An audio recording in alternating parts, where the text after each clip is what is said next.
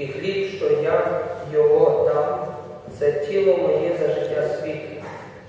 Отож юдеї заходилися сперечатися між собою, кажучи, як отой може нам своє тіло дати їсти? А Ісус їм: істинно, істинно говорю вам, якщо не споживатимете тіло чоловічого Сина і не питимете Його кров, не матимете життя в собі.